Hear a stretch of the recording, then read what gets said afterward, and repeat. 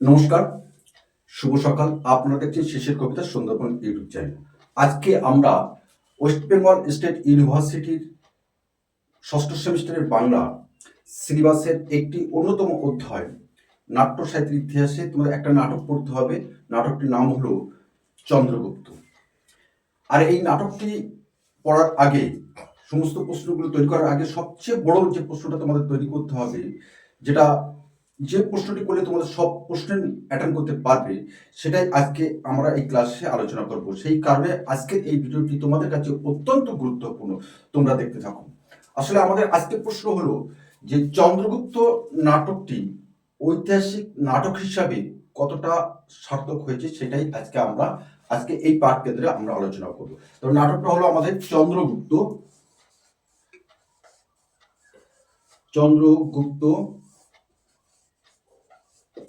দ্বিজেন্দ্রলাল রায়।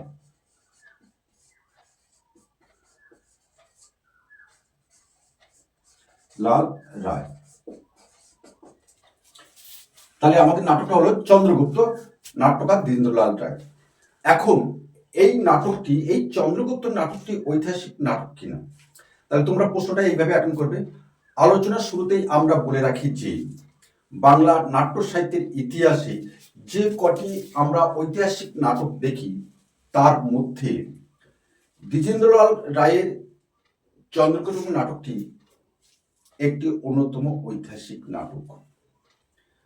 বলা যেতে পারে নাট্য সাহিত্যের ইতিহাসে এই চন্দ্রগুপ্ত নাটকটি একটি অন্যতম মাইল ফলক। কেন মাইল ফলক বলছি? কারণ আমরা জানি ঐতিহাসিক নাটক হতে গেলে সাধারণত বা প্রধানত কোনো ঐতিহাসিক চরিত্র বা কোনো ঐতিহাসিক তথ্যকে সামনে রেখে এই ধরনের নাটক রচিত হয়। আর সেই পটপ্রেক্ষিতে দাঁড়িয়ে দ্বিজেন্দ্রলাল রায় ইতিহাসের একটি অন্যতম বিখ্যাত চরিত্র চন্দ্রগুপ্ত, আরেকটি চরিত্র আছে আমাদের সেকেন্দার অর্থাৎ আলেকজান্ডার। এই নাটকে আমরা প্রথমে দেখছি যে চন্দ্রগুপ্ত মৌর্য বংশের প্রতিষ্ঠাতা চন্দ্রগুপ্ত এবং সেকেন্দারের ভারত অভিযানে এই দুটি প্রেক্ষাপটকে সামনে রেখে দ্বিজেন্দ্রলাল রায় এই চন্দ্রগুপ্ত নাটকটি রচনা করলেন। আর যেহেতু আমরা দেখলাম প্রেক্ষাপট ইতিহাসের এবং চরিত্রগুলো ইতিহাসের, এই পটভূমির আলোকে আমরা নিঃসন্দেহে বলতে পারি চন্দ্রগুপ্ত নাটকটি একটি অন্যতম ঐতিহাসিক নাটক। এইবার এটা গেল আমাদের চন্দ্রগুপ্ত নাটকের একটা ঐতিহাসিক প্রেক্ষাপট। এবার আমরা আলোচনা করব অন্যান্য বিষয়গুলো কি কি আছে, সেটা আমরা আলোচনা করছি, তোমরা দেখতে থাকো। আমরা প্রথমে বললাম যে এই চন্দ্রগুপ্ত নাটকে দ্বিজেন্দ্রলাল রায় ঐতিহাসিক তথ্য এবং তৎকালীন সমাজ ভাবনা, সেই সাথে ঐতিহাসিক চরিত্র চন্দ্রগুপ্ত এবং সেকেন্দারের কে ইতিহাসের প্রেক্ষাপটে তিনি এখানে তুলে ধরেছেন। আর সেখানে আমরা দেখছি এটা হলো আমাদের নাটকের একটা পটভূমি। সেই পটভূমি হলো তথ্যনিষ্ঠময়, যেখানে আমরা দেখতে পাচ্ছি যে খ্রিস্টপূর্ব ৪র্থ শতকের ভারতবর্ষ, যেখানে যে ভারতবর্ষে নন্দ বংশকে উচ্ছেদ করা হলো এবং গ্রিক সেনাপতি সেলুকাসের সাথে আমাদের চন্দ্রগুপ্তের একটা চরম সংঘাত শুরু হয়। আর এই নন্দবংশের উচ্ছেদ এবং সেলুকাসের সাথে চন্দ্রগুপ্তের যে সংঘাত, নাট্যকার দ্বিজেন্দ্রলাল রায় খুব স্পষ্টভাবে, অতি স্পষ্টভাবে আমাদের আলোচ্য চন্দ্রগুপ্ত নাটকে তিনি তুলে ধরেছেন। বলা যেতে পারে এটা একটা ঐতিহাসিক সত্য, যেখানে কাল্পনিকতার কোনো স্পর্শ নেই। শুধু তাই নয়, এই নাটকের যে বর্ণিত যে সকল চরিত্রগুলো আছে, তার মধ্যে চন্দ্রগুপ্ত, সেলুকাস, সেকেন্দার, এরা প্রত্যেকেই হলেন ইতিহাসের প্রেক্ষাপটে এক একটি অন্যতম ঐতিহাসিক চরিত্র এবং ইতিহাসের পাতায় এরা অতি উজ্জ্বল হিসাবে প্রতীয়মান। বিশেষ করে আমরা এই নাটকে চাণক্যকে দেখতে পাই, যেটি একটি অন্যতম চরিত্র, যিনি কূটনীতিতে একদম অনবদ্য ভূমিকা পালন করেছে এই চাণক্য চরিত্রটি। এবং এর পাশাপাশি চন্দ্রগুপ্তের যে শৌর্য এবং বীর্য কে নাট্যকার বিশেষভাবে সম্মান প্রদর্শন করে এখানে বিশেষ মর্যাদায় তাকে ভূষিত করেছে।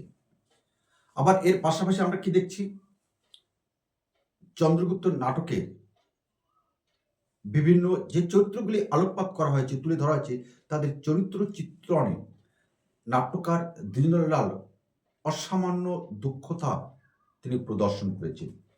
বিশেষ করে আমরা বলতে পারি এই চরিত্রগুলির উপরে, তাদের কথোপকথনের উপরে নাটকের যে বিষয়, সেই বিষয় কিন্তু সার্থকতায় পর্যবসিত হয়। সেই কারণে যে কোনো নাটকে কিন্তু এই চরিত্র চিত্রণ একটা অন্যতম বিষয় হিসাবে কিন্তু বিবেচিত। আর সেখানে আমরা দেখছি এই নাটকে চাণক্য চরিত্রটি, যাকে এই নাটকে বলা হয় প্রাণ ভোমরা। কারণ আমরা আগেই বলেছি যে কূটনীতিতে, কূটনৈতিক শক্তিতে, কূটনৈতিক বুদ্ধিতে এই চাণক্য কিন্তু একটা অনন্য সৃষ্টিময় চরিত্র চন্দ্রগুপ্ত নাটকের নাট্যকার দ্বিজেন্দ্রলাল রায়ের। এবং এই মানুষটির যে প্রতিহিংসা পরায়ণতা, রাজনৈতিক প্রজ্ঞা, সেই সাথে তার ক্ষমার আদর্শ এই চরিত্রটিকে মহান করে তুলেছেন। শুধু তাই নয়, এর পাশাপাশি আমরা দেখছি সেকেন্দার। এই চরিত্রটির মধ্যে আছে একটা অপরিসীম মহানুভবতা, যে মহানুভবতা এবং তার রণকৌশল ইতিহাসের সত্যকে সামনে তুলে ধরেছেন নাট্যকার দ্বিজেন্দ্রলাল রায়। পাশাপাশি আমরা দেখছি যে বীরত্ব এবং মানবিকতার একটা সংমিশ্রণ, অনবদ্য সংমিশ্রণ, বীরত্ব এবং মানবিকতা যে একটা অনবদ্য সংমিশ্রণ, সেই সংমিশ্রণটা আমরা দেখতে পাই চন্দ্রগুপ্ত চরিত্রের মধ্যে। আর দেখতে পাই বলেই এই চন্দ্রগুপ্ত এই মানবিকতা এবং তার মধ্যে যে রণকৌশল এবং পাশাপাশি তার যে বীরত্ব, এই মানবিকতা, রণকৌশলের বীরত্ব তো তাকে এই নাটকে একটি মুখ্য চরিত্র হিসাবে এই চন্দ্রগুপ্ত চরিত্রটি বিবেচিত। তবে এখানে আমরা একটা কথা বলতে পারি যে চন্দ্রগুপ্ত নাটকে যে কিছু নাটকীয় কল্পনা ও মানবিক আবেদন অতি স্পষ্ট। আমরা আলোচনা শুরুতে আমরা বলছিলাম যে এই নাটকে খ্রিস্টপূর্ব ৪র্থ শতকে ভারতবর্ষের যে সমাজ ভাবনা, এই সকল ঐতিহাসিক চরিত্রের মধ্যে দিয়ে নাট্যকার তুলে ধরেছেন, সেখানে কল্পনার আশ্রয় থাকে না। আলোচনা শুরুতে বলছিলাম। তবে যতই সমাজ ভাবনা থাকুক না কেন, বাস্তবতা যতটাই থাকুক না কেন, তার সাথে যদি কল্পনার সংমিশ্রণ না করা হয়, তাহলে নাটকটি কোনো মতেই জমজমাট এবং পাঠকের দরবারে ঠাঁই হতে পারে না। আর সেই দিক থেকে বিবেচনা করে প্রখ্যাত নাট্যকার দ্বিজেন্দ্রলাল রায় এই নাটকে তিনি মিশ্রণ করলেন বেশ কিছু কল্পনাশ্রয়ী কল্পনা এবং মানবিকতা। সেখানে আমরা দেখছি যে নাট্যকার কল্পনার পাঁচমিশালি রং মিশিয়ে সেখানে ছায়া পথিক বা আন্তিক গুণাশ্রের মতন কিছু চরিত্র এখানে তিনি উপস্থাপিত করেছেন। চরিত্রগুলির নাম কিন্তু তোমরা মনে রাখবে। যেখানে এই চরিত্রগুলো আগমনের ফলেও আমাদের যে ইতিহাসের প্রেক্ষাপটে এই যে নাটকটি রচিত হয়েছে, তার বিন্দু মাত্র তার পরিবেশ, তার সমাজ ভাবনা, তার প্রেক্ষাপট, তার পটভূমি কোনো মতেই বিকৃত রূপ ধারণ করেনি। আর এখানে নাট্যকারের অন্যতম সাফল্য এই চন্দ্রগুপ্ত নামক ঐতিহাসিক নাটকে। বরং আমরা এখানে বলতে পারি এই যে ঐতিহাসিক নাটক হিসাবে এই যে চন্দ্রগুপ্ত নাটকে তথ্যের চেয়ে বড় হয়ে উঠেছে একটা ঐতিহাসিক রস। তথ্যর থেকেও বড় হয়ে উঠেছে একটা ঐতিহাসিক রস, যা দ্বিজেন্দ্রলাল রায়কে সফলভাবে এই রসকে সামনে রেখে তিনি পরিসমাপ্তির দিকে এগিয়ে গেছেন। কারণ আমরা বারে বারেই বলছি, একটা বিশেষ তথ্য নির্ভর এবং ঐতিহাসিক চরিত্র নির্ভর, ঐতিহাসিক তথ্য নিয়ে তৎকালীন সমাজ ভাবনা নিয়ে এই নাটকটি রচিত হলেও এর মধ্যে কিছু কল্পনা আছে।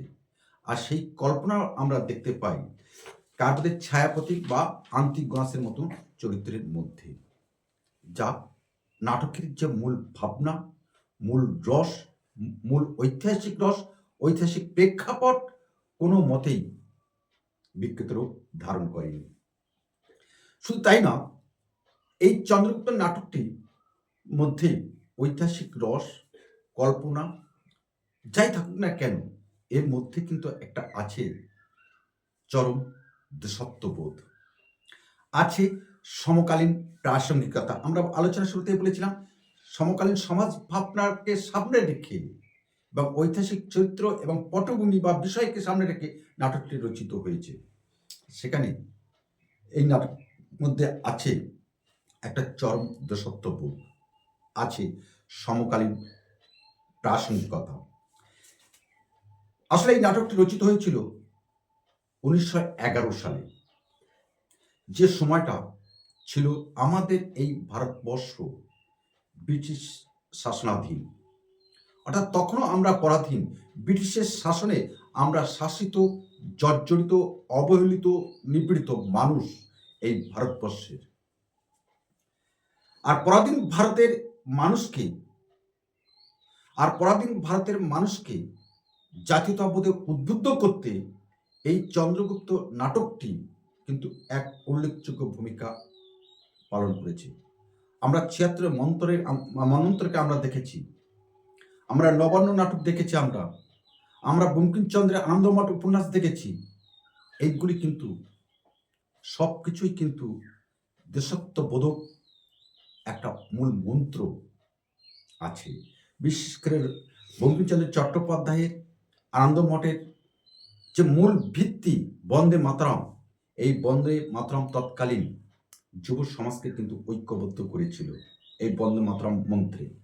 ঠিক তেমনি ভাবে আমাদের এই চন্দ্রগুপ্ত নাটকের মধ্যে কিন্তু আমরা পরাধীন মানুষকে ঐক্যবদ্ধ করার, ব্রিটিশদের বিরুদ্ধে যুদ্ধ করার, সংগ্রাম করার একটা মানসিকতা এই চন্দ্রগুপ্ত নাটকে আমরা দেখতে পাই। আর দেখতে পাই বলেই আমরা এই যে চাণক্যের যে একতা স্থাপনের প্রয়াস, যা আমাদের এই নাটকে অত্যন্ত প্রাসঙ্গিক। তাই তো আমরা সেকেন্ডারের মধ্যে একটা বিখ্যাত উক্তি আমরা দেখতে পাই, কি একই চমৎকার দেশ। সত্যি সত্যি সেলুকাস, কি চমৎকার এই দেশ, যার মধ্যে দিয়ে আমাদের গোটা পাঠক সমাজ, গোটা ভারতবর্ষের মানুষের মনে একটা দেশাত্মবোধ কিন্তু জাগিয়ে তুলতে বা উদ্বুদ্ধ করতে সাহায্য করেছিল এই চন্দ্রগুপ্ত নাটকটি।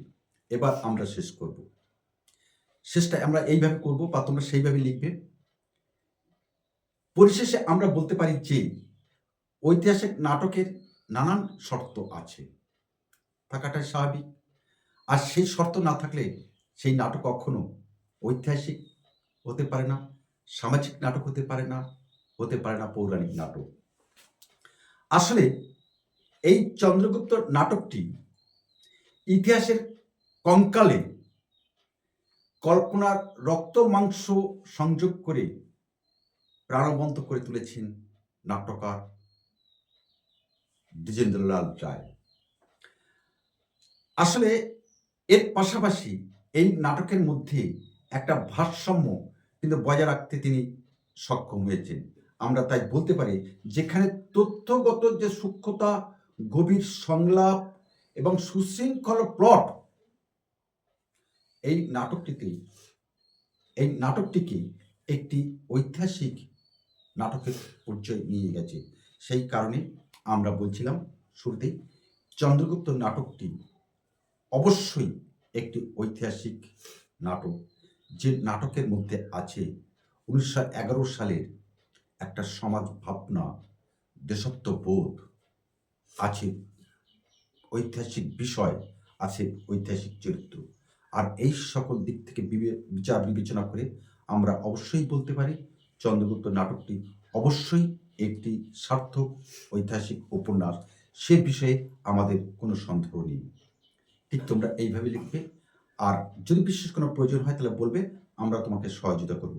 আর তোমাদের যদি মনের মতো হয় অবশ্যই তোমার বন্ধুদের মধ্যে এই ভিডিওটি একটু শেয়ার করে দেবে। নমস্কার।